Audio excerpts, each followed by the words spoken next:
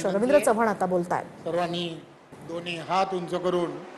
आपण सर्वांनी घोषणा द्यायची आहेत। बोला भारत माता की, भारत माता की, वंदे वंदे। भारतीय जनता पार्टीचा खरं तर मी स्वतःला फार भाग्यवान समजतो की आजच्या या महाराष्ट्र प्रदेशाच्या नवीन अशा कार्यालयाच्या भूमिपूजन सोहळ्यामध्ये खरं तर गेली वर्षानुवर्षाची पक्षाची असणारी फार मोठी अशी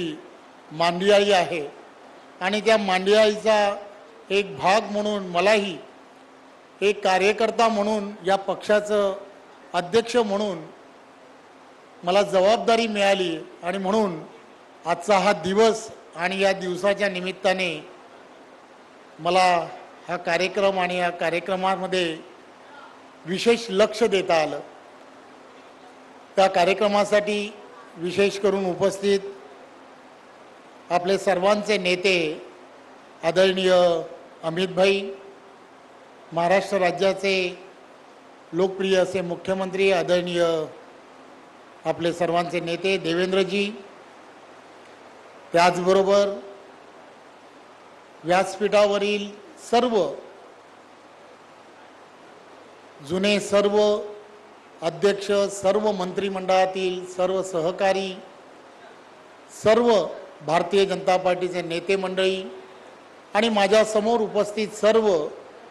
या कार्यक्रमाच्या निमित्ताने ज्यांना या कार्यक्रमाचं विशेष असं आमंत्रण दिलं गेलं असे आपण सर्व भारतीय जनता पार्टीचे सर्व विश्वस्त ज्याला म्हणतात असे आपण सर्वजण आणि मोठ्या संख्येने उपस्थित पत्रकार बंधू भगिनी, खरं तर मला आठवतं की 2014 पासून सातत्याने आपल्या याच्या कार्यक्रमाच्या निमित्ताने अमितभाई इथे उपस्थित आहेत, परंतु त्यांनी संपूर्ण देशभरामध्ये प्रत्येक पार्टीचं कार्यालय कसं असावं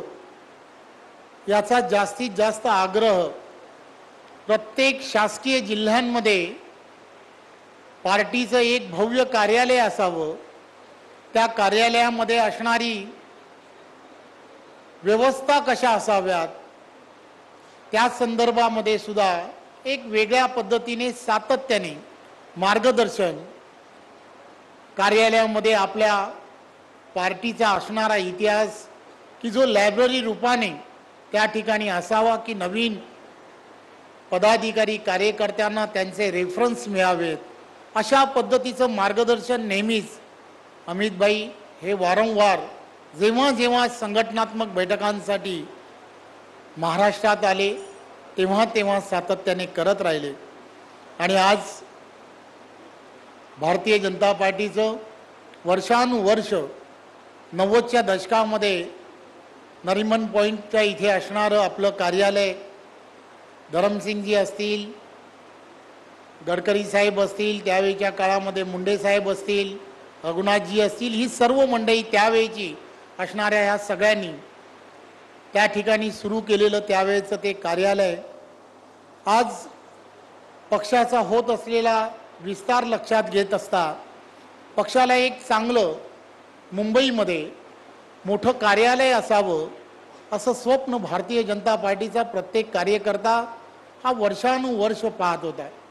परंतु मुंबई आणि या भागांमध्ये अशा मोठ्या कार्यालयासाठी जागा उपलब्ध होणं तेवढं शक्य नव्हतं आणि म्हणून अनेक प्रयत्न करून सुद्धा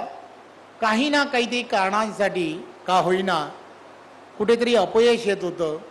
परंतु सातत्य ज्याला म्हणतात आपले नेते आदरणीय देवेंद्रजींचं करावं तेवढं कौतुक कमी आहे, कारण मी आठवतं की ते त्यावेळेला जेव्हा मुख्यमंत्री होते तेव्हापासून आजपर्यंत सातत्याने याचा पाठपुरावा करत करत करत करत आज या कार्यालयाच्या निर्माणासाठी आजचा तो दिवस उजाडला. खरं तर तुम्हा आम्हा सर्वांसाठी ही अत्यंत आनंदाची बातमी आहे की आपण सर्वजण येणाऱ्या लवकरच नवीन वास्तूमध्ये जाणार आहोत. परंतु मी आज या व्यासपीठावरून आपणा सर्वांना आणि विशेष करून अमितभाई ज्यांनी सातत्याने ह्या गोष्टीचा विचार केला की प्रत्येक शासकीय जिल्ह्यांमध्ये पार्टीचं भव्य असं कार्यालय असलं पाहिजे,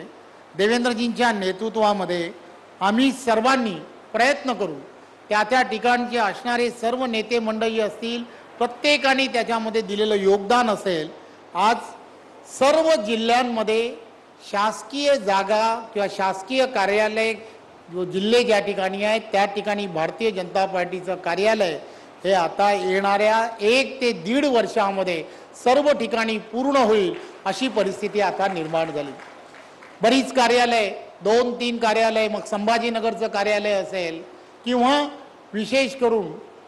की ज्या रत्नागिरी सिंधुदुर्ग या ठिकाणची कार्यालय तर 2 महिन्यामध्ये या सगळ्या कार्यालयांच्या उद्घाटन सुद्धा आपल्याला करता येऊ शकतं अशी परिस्थिती आहे. त्यामुळे एक पूर्ण यंत्रणा, एक पूर्ण कमिटी यामध्ये सातत्याने काम करते. सावजी असेल, त्यांच्याबरोबरचे असणारे सर्व प्रमुख कार्यकर्ते पदाधिकारी की यांनी त्या ठिकाणी जाऊन या सगळ्या लिगॅलिटी सगळ्या तपासून आपलं पार्टीचं कार्यालय, आपली वास्तू ही कशी असावी, कशा पद्धतीने असावी याचा पूर्णपणे ज्याला म्हणतात की वेळ देणं ज्याला म्हणतात असा वेळ देणारी ही सर्व मंडळी की ज्यांनी यामध्ये दिलेलं योगदान हे सर्वात मोठं आहे. आज विशेष करून प्रकाश मेहताजी असतील, मनोज कोटकजी असतील की ज्यांनी या कार्यालयामध्ये किंवा कार्यालयाच्या या कामामध्ये विशेष लक्ष घातलं, त्यांचंही मी आपणा सर्वांच्या वतीने खूप खूप आभार मानतो. आणि आपण सर्वजण त्या कार्यक्रमाचे आपण सर्वजण साक्षीदार झालात त्याबद्दल आपणा सर्वांचं सुद्धा मनपूर्वक धन्यवाद देतो. जय हिंद, जय महाराष्ट्र.